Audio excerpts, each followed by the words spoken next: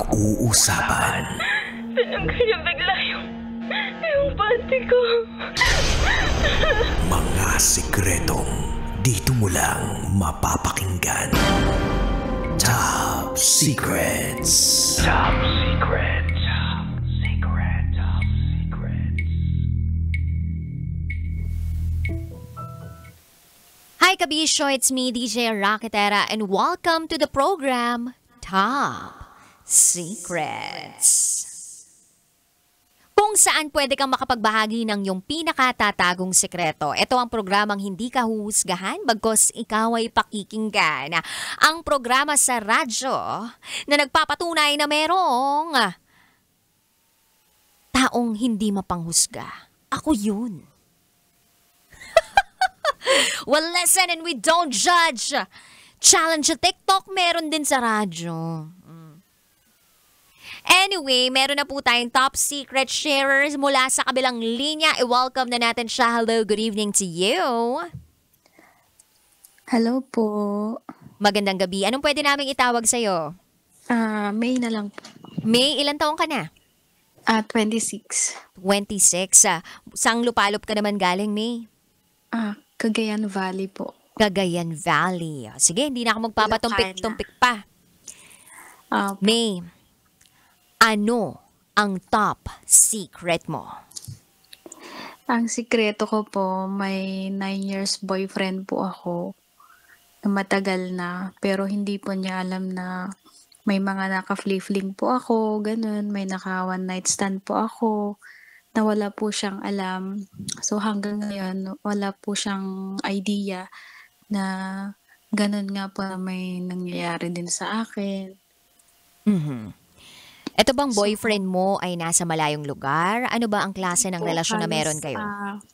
Hindi po. Magkalapit lang kami ng barangay. Isang ano lang po ng barangay. So, paano nagsimula ang lahat? Paano ka nagkakagusto sa iba o paano ka nagkaroon ng fling sa ibang tao? Na feeling ko po out of love ako eh. So, Kailan pa nagsimula to?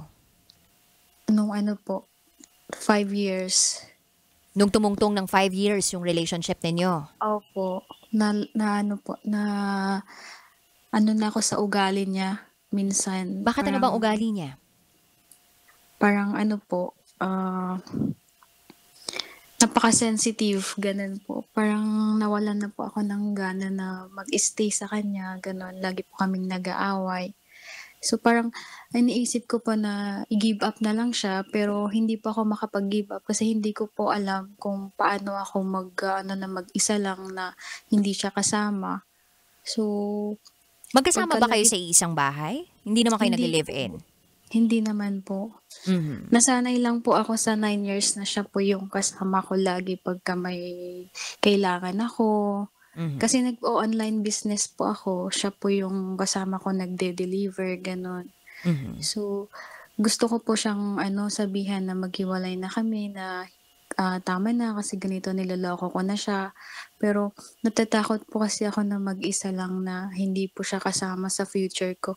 Pero out of love na po ako. Paano po yun? Wala na po akong nararamdaman sa kanya pero ayaw ko po siyang mawala sa akin. So may nakilala po ako na taga Taiwan. Yun po. Pogi? Pogi? Hindi naman po, sakto lang. Kamukha ni Jerry yan ba yan? O what's the lay?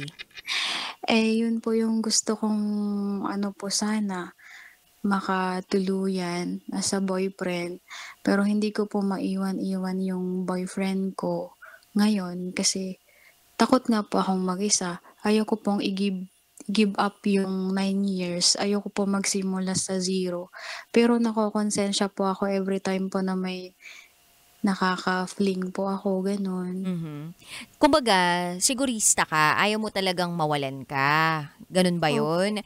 Kumbaga, kung sakaling i-push mo itong si Taiwanese guy, baka mamaya hindi pala sure na gustong-gusto ka rin o mahal na mahal ka. Samantalang itong si Pinoy boyfriend, mahal na mahal ka, sure ka, kaya lang ayaw mo lang talaga yung ugali, hindi mo na matiis na out of love ka na. Ganun ba yun? Opo. Pero hindi po siya Taiwanese. Doon po siya nagtratrabaho. Doon lang po siya. Hindi siya Taiwanese, kumbaga Pinoy pala. Saan mo siya nakilala? Online? Ano din po siya, taga dito din po siya sa Cagayan.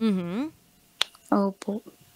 Nag-anuhan na kayo? I mean, nagkakwentuhan na kayo? Nagkita na kayo ng personal? Hindi pa.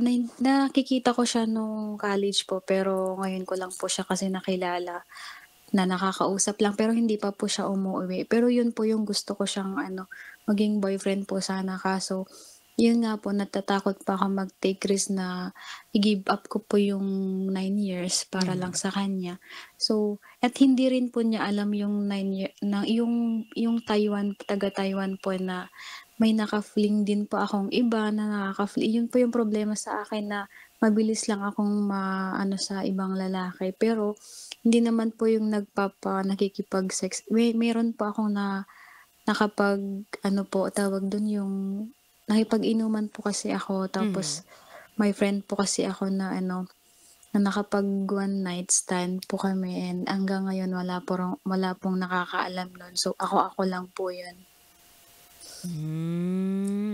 Tapos itong mga nakaka-fling mo, hindi alam, hindi nila alam na meron kang 9-year boyfriend? Hindi rin po, pero alam nilang may boyfriend ako, yun lang po. Okay. So, meaning, itong mga nakaka-fling mo, ito bang si Guy na nasa Taiwan ngayon, alam ba niya na meron kang boyfriend na nasa Pilipinas for 9 years? Hindi rin? Sinabi ko po. Sinabi mo na? Opo, tanggap naman po niya. Tanggap niya? Opo, pero sabi ko mag-antay po siya. Sabi po niya oo daw. Pero nung mga tumagal-tagal na po, hindi na po kaano yung po niya sa akin. Hindi na siya ganun ma-effort sa'yo? Hindi ka na niya chinachat? Kumbaga malamig na siya sa'yo? Yes po. Anong plano mo ngayon? Anong plano mo? Like, gusto mo ba na talagang makipag-iwalay na sa boyfriend mo? O pagpatuloy na lang yung sarili mo? Baka mamaya biglang mag-propose yung boyfriend mo? Mag-oo ka ba?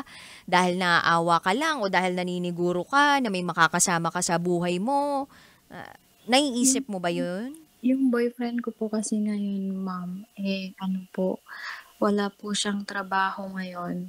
As in, tambay po siya, puro bisyo, ganun. Parang natatakot po ako na in the future, wala po siyang mai-provide sa akin as a wife, ganun po. At inaantay ko rin po yung kung mag-propose sa akin or wala talaga. As in po, ako po, pagka nag-anniversary po kami or monthsary, ako po talaga lahat yung gumagastos para sa amin.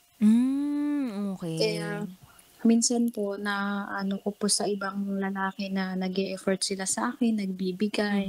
Kaya yung ko po, nararamdaman ko parang naibibigay po ng ibang tao. Compare sa boyfriend ko na 9 years. Although naiintindihan ko naman po siya kasi talagang walang-wala naman po talaga siya. Siguro hindi pa po niya time na magkaroon. Kaya sabi ko po, yun nga po, gusto ko pang umamin sa kanya na ganun po yung mga pinaggagawa ko lately. Or nung 5 years, start ng 5 years hanggang ngayon. Nakukonsan siya. Gusto ko na pong umamin kasi natatakot po ako na iwan ako. Tayo ko po siyang mawala sa akin. Bakit hindi ka nalang humanap ng boy? Nang tutulong sa'yo. But anyway, eto May, mamaya, babalik tayo on air. So, magko-commercial muna tayo. Mag-prepare ka ng mensahe mo para sa boyfriend mo na baka kung sakaling nakikinig siya, at least meron kang maibigay na mensahe sa kanya. Kasi, syempre, di ba, ang pinakamahalaga sa isang relasyon, yung ma-communicate mo, yung vulnerabilities mo, yung mga hinaing mo, baka sakaling magkaroon ng kompromiso sa inyong dalawa at matagpuan niyo yung isa't isa sa gitna. Sa 10 hakbang mo papunta sa kanya, makapagbigay siya ng 5 para magtagpo kayo sa gitna. Diba? So, may standby ka lang dyan at sa inyong mga kabisyo. Standby lang kayo dyan at kami po ay magbabalik. Kapiling pa rin si DJ Rocky at kayo nakatutok dito sa 90.7 Love Radio. This is Top Secrets. Metro's number one. Metro's number one. Love Radio.